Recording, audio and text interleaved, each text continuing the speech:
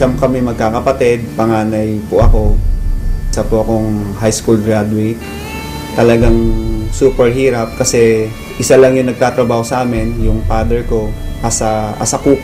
Nung nag-aaral ako ng high school, pinilit ko na magkaroon ng pagkakitaan yung time na yon, yung pa-ending, para lang po meron akong pera, pang tuition, lahat ng oportunidad, basta kaya ko, ginagawa ko.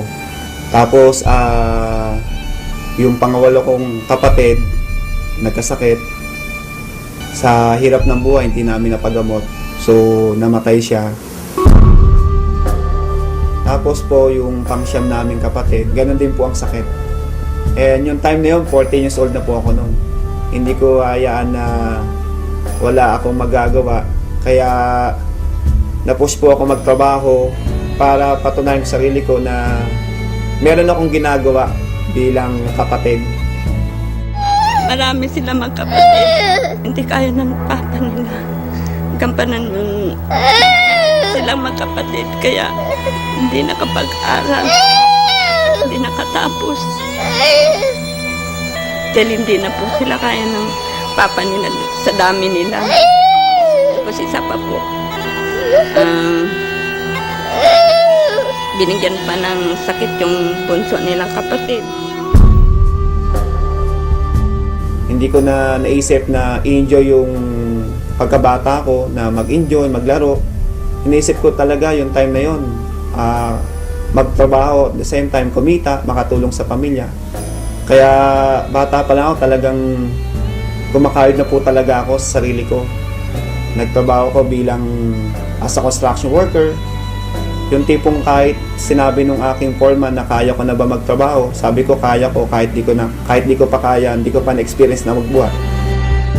So talagang yung sipag nandun eh. Pero yung pagyaman, hindi ko talaga pwedeng makuha doon, ang liit ng income. Kaya nanalangin ako na sana merong opportunity na pwede pa akong kumita na mas malaki. At the same time, pwede kong makuha yung wala po ako. Thankful po ako kasi merong oportunidad ng Royal Business Club na isang katulad ko, posible na magtagumpay sa buhay, na yung nakukuha ng mga professional na magkaroon ng magandang buhay, pwede sa Royal.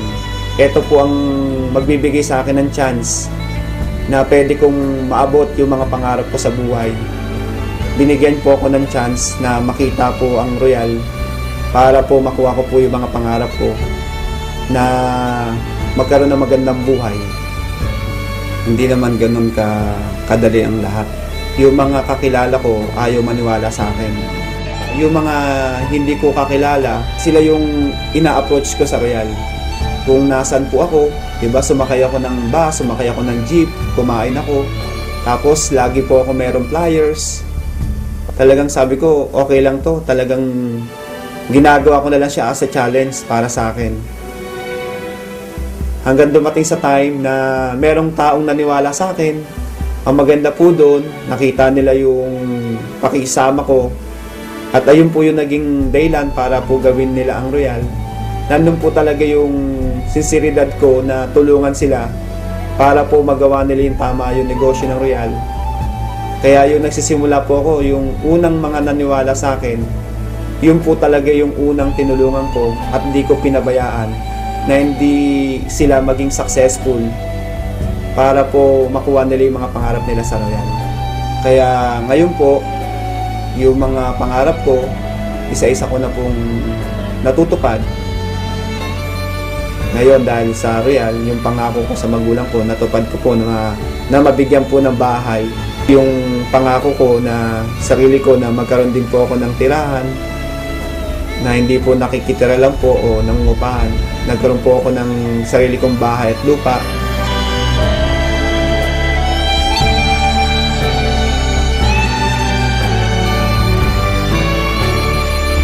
Dati, ang higaan ko, papat, kawayan. Pero ngayon, nakakutsyon na ako. Isang room. So, sa second floor, meron po tayong 3 room. Lahat ng nakita niyo po ngayon, lahat po yan katas po ng Royal. Tapos po, nagkaroon po ako ng pangalawang sasakyan, brand new. Ito ko, yung kulay white Montero. Pangalawang sasakyan ko na nabili sa Royal. Tapos po, after 5 years, hindi ko po ito pinangarap. Pero sabi nga sa Royal hindi po bawal managinip. So masasabi ko, itong pangarap na nakuha ko, ito po yung panaginip na pangarap. Pero dahil sa Royal, yung panaginip na pangarap ko nagkatotoo. Nakabili po ako ng sports car 911 Turbo Porsche. Kaya sa Royal, hindi mo ina-expect ipagkakalob sa'yo kahit di mo pangarap matutupad. Hindi po ako mapaniwala na isang katulad ko, nagdadrive po ako ng sports car.